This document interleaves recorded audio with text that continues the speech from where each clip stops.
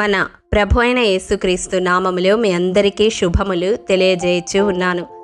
105వ కీర్తన మొదటి వచనము.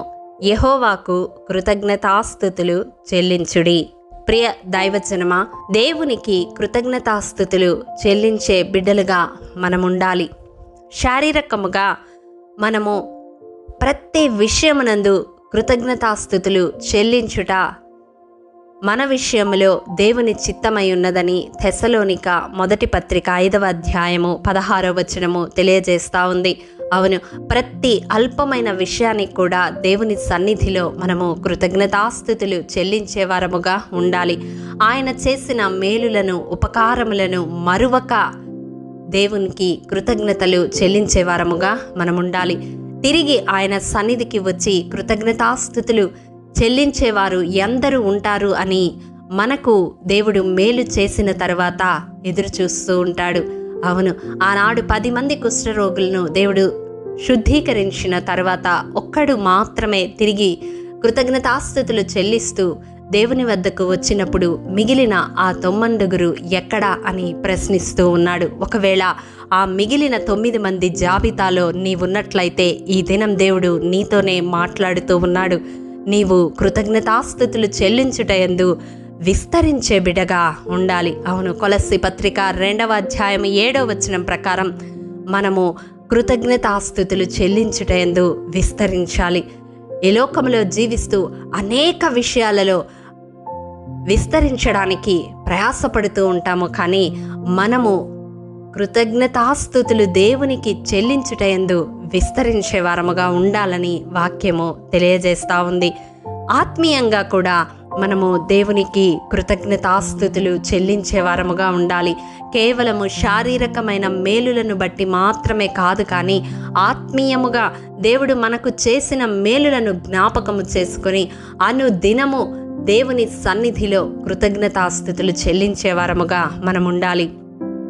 ప్రియ దైవజనమా, అంధకార సంబంధమైన అధికారములో నుండి మనలను విడుదల చేసి తన శిలువ రక్తము చేత సంధి చేసి ఒకప్పుడు దేవునికి దూరస్థులముగా ఉన్న మనలను తన సన్నిధిలో పరిశుద్ధులుగా, నిర్దోషులుగా, నిరపరాధులుగా నిలవబెట్టడానికి తన ప్రాణాన్ని ధారపోసిన దేవునికి కృతజ్ఞతాస్తుతులు చెల్లించబద్ధులమై ఉన్నాము.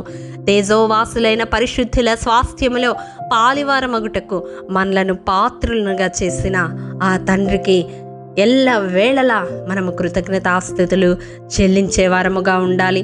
అవును, మన అక్రమములన్నిటినీ, మన అపరాధములన్నిటినీ క్షమించి మన రుణపత్రాన్ని మేకులతో సిలువకు కొట్టి దాని మీద చేవ్రాతను తుడిచివేసి మనకు అడ్డము లేకుండా దాన్ని ఎత్తివేసి యుగ యుగాలు ఆయనతో కూడా జీవించే భాగ్యాన్ని మనకు అనుగ్రహించినందుకు ఆ దేవాది దేవునికి నిత్యము కృతజ్ఞతాస్తుతులు చెల్లించే బిడగా నీవు నేను ఉండాలి. అవును ప్రియ దైవజనమా, శారీరకముగా, ఆత్మీయముగా దేవుడు మనకు చేసిన మేలులను మరువక తలపోసుకొని జీవితకాల పర్యంతము దేవుని సన్నిధిలో కృతజ్ఞతాస్తుతులు చెల్లించే బిడ్డలుగా మనం ఉండాలి.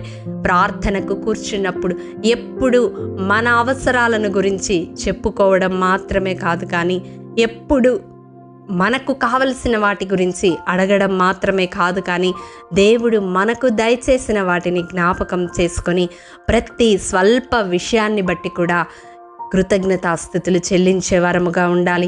ఈ దినము నుండి మన ప్రార్థనా విధానాన్ని మార్చుకుందాము. శారీరకముగా, ఆత్మీయముగా దేవుడు మనకు చేసిన ప్రతి మేలును జ్ఞాపకము చేసుకొని ఆయన సన్నిధిలో కృతజ్ఞతాస్తుతులు చెల్లించుటలో విస్తరించుదాము.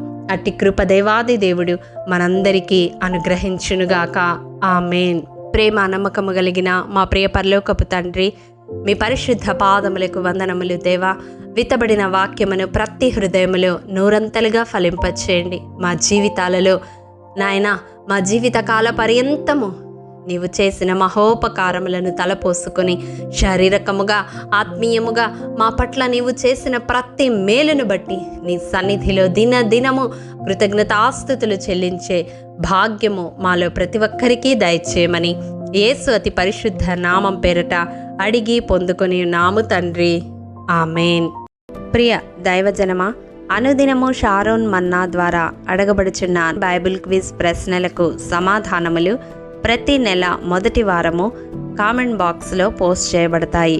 కాబట్టి గమనించి మీకు తెలియని ప్రశ్నలకు సమాధానములు తెలుసుకొనగలరని ప్రభు పేరట మనవి చేయుచూ ఉన్నాము. ప్రియ దైవజనమా, ఈ దినం బైబిల్ క్విజ్ ప్రశ్న: ఎవరి కర్ర చిగిర్చి పువ్వులు పూసి బాదము పండ్లు గలదాయను? ప్రియ దైవజనమా, ఈ దినము జన్మదినము, వివాహ దినము జరుపుకుంటున్న వారికి షారోన్ గ్రూప్ తరపున హృదయపూర్వక శుభాకాంక్షలు తెలియజేయుచూ ఉన్నాము. దేవుడు శ్రేయస్కరమైన ఆశీర్వాదములతో ఈ సంవత్సరాది నుండి సంవత్సరాంతము వరకు మిమ్ములను నింపాలని ప్రార్థిస్తూ ఉన్నాము. ఆమేన్.